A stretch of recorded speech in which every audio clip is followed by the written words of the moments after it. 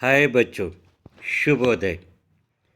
हमारे Saint Joseph PU college Vijayapur Hindi विभाग के मैं डॉक्टर सुनील वासुदेव पडसालीमणि आप सभी को हिंदी कक्षा में हार्दिक स्वागत करता हूँ।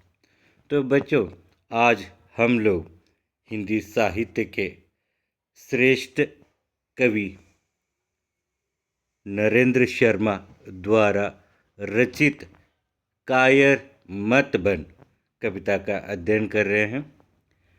इस शीर्षक से ही हमें यह पता चल जाता है कि हम कायर नहीं बनना है, बल्कि हर समस्याओं के प्रति सचेत होकर, जागरूक होकर हमें अपने जीवन को संघर्षमय बनाना है। कभी कायर की जीवन नहीं होता है, यह बताने का प्रयास इस कविता में नरेंद्र शर्मा जी ने बताने का प्रयास किया है। तो चलिए बच्चों, ज़्यादा देर नहीं करेंगे। नरेंद्र शर्मा द्वारा रचित कायर मत बन कविता का अध्ययन करने से पहले हम लोग इस कविता के कवि नरेंद्र शर्मा जी का संक्षिप्त परिचय लेंगे।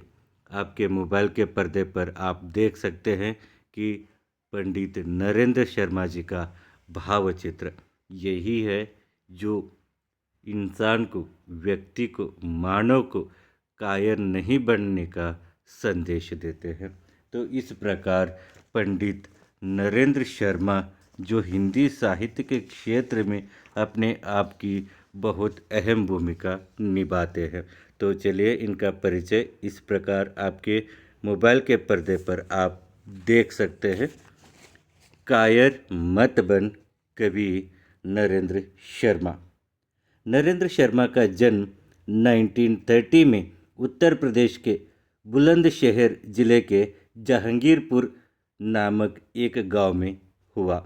देखिए, नरेंद्र शर्मा का जन्म जो है 1930 में उत्तर प्रदेश राज्य के आने वाले बुलंदशहर एक ज़िला है, और उस ज़िले के अंतर्गत आने वाली जहांगीरपुर एक छोटा सा गांव है।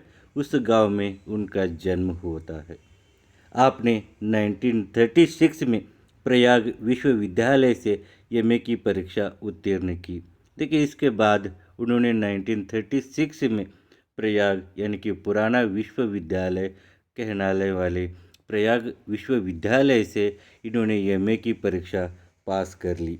स्वतंत्रता आंदोलन में भाग लेने के कारण आपको जेल यात्रा भी करनी पड़ी।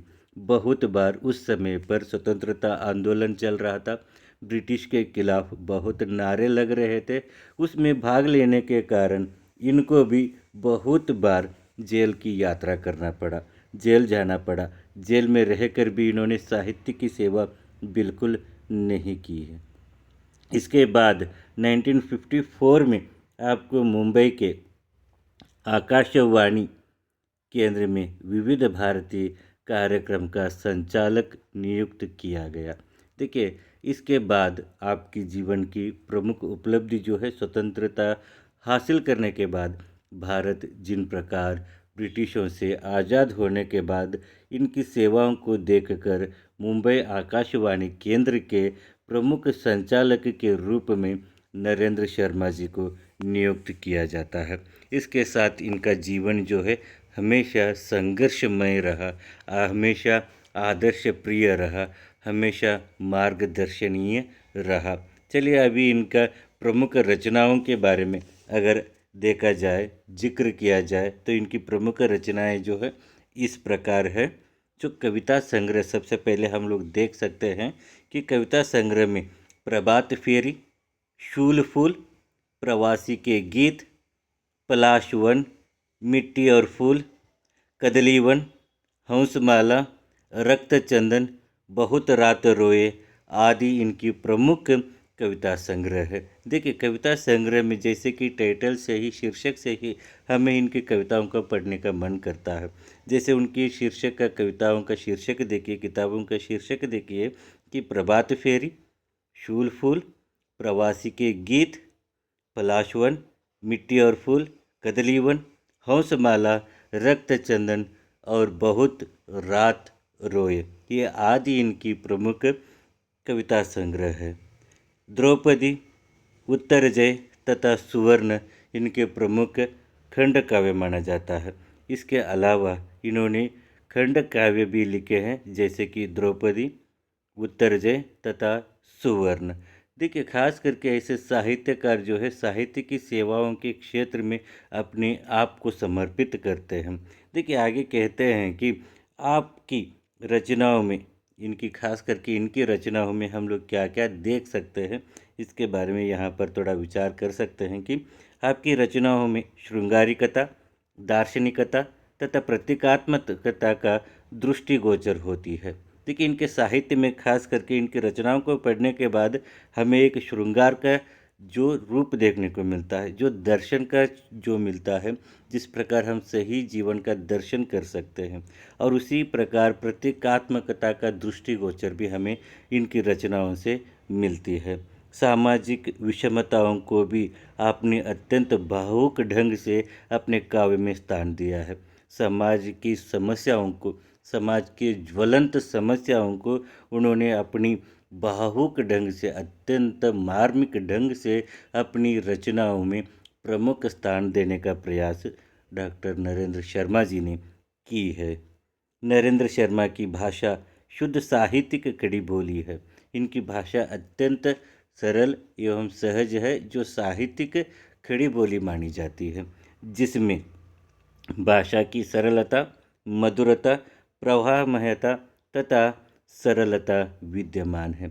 देखिए, इनकी दृष्टिकोण जो है, इनकी भाषाओं को अगर हम अध्ययन करने से हमें यह स्पष्ट रूप से पता चल जाता है कि इनकी भाषा शुद्ध साहित्यिक खड़ी बोली भाषा रही है, जिसमें भाषा की बहुत ही सरलता हम देख सकते हैं, मधुरता देख सकते हैं, प्रवाहमयता देख सकते हैं, जिस प्रकार आगे बढ़ सकता है, और अत्यंत सरल विद्यमान भी इनकी रचनाओं में हम देख सकते हैं। प्रस्तुत कविता में कवि ने मनुष्य को कायर न बनने का संदेश दिया है। प्रस्तुत इस कविता में नरेंद्र शर्मा जी ने लोगों को, समाज को जागरूक करने का प्रयास कर रहे हैं कि वे कहना चाहते हैं कि मनुष्य को कायर न बनना है। कायर न बनने की संदेश इस कविता के जरिए उन्होंने प्रयास किया है। कवि मानवता को अत्यधिक महत्व देते हुए दुष्टों के सम्मुख आत्मसमर्पण न करने के लिए कहते हैं।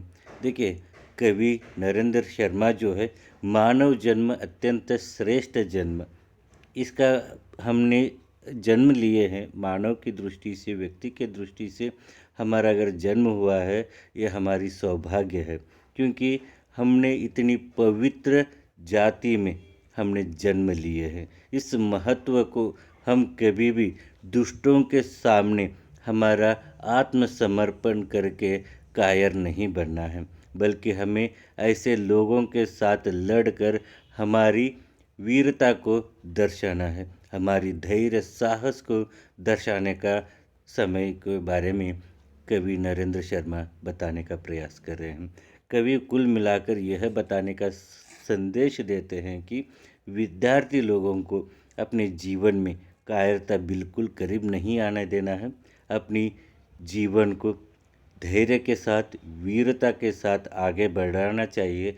यही संदेश इस कविता के जरिए हमारे सामने प्रस्तुत करते हैं। तो आज इस कक्षा में हमने नरेंद्र शर्मा जी का संक्षिप्त परिचय, उनकी शिक्षा और उनके द्वारा रचे गए प्रमुख रचनाओं के बारे में अध्ययन किए। साथ ही उनके द्वारा रचे गए कायर मत बन कविता में वे क्या संदेश देना चाहते हैं, इनके बारे में भी हमने अध्ययन किया। तो कल के कक्षा में उनके द्वारा रचित कविता का अध्ययन करेंगे। तब तक के लिए इस कक्षा में जुड़े रहने के लिए आप सभी को बहुत बहुत धन्यवाद। कल के कक्षा में उनकी कविता का विवरण हम लोग करेंगे। बहुत बहुत धन्यवाद।